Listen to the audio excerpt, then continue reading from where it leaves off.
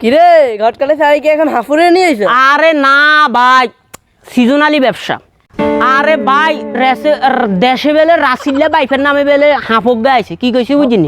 হ ভাই, ভাই হাঁফি জ্বালাই তার ব্যবসা লাল বাতি জ্বলি গেছে।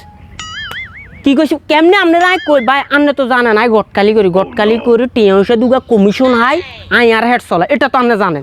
আপনি দাদার বিয়ের গটকালি আই করছি, এটা আপনি জানেন।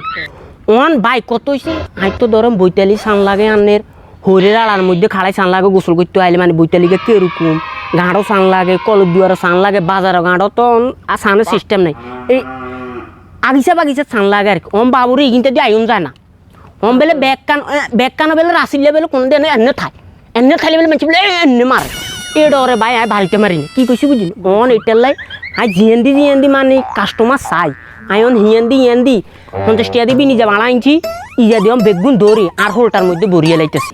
কি কইছি বুঝিনি ভরি ইজু বেগুন সদর হাসপাতালে জমা দি কিন্তু কিছু মাল করে ইনকাম করার চেষ্টায় আছি আর কি।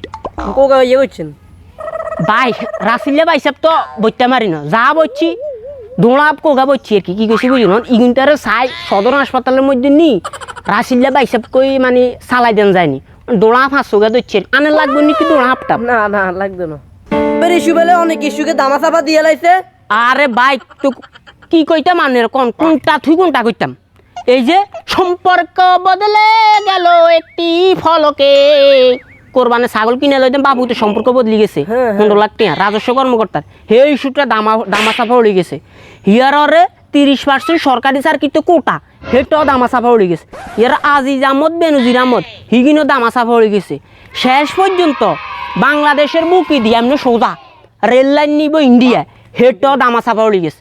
মোট কথায় এক ইস্যু দি 5-6টা ইস্যুরে কবর দিয়ে লাইছে।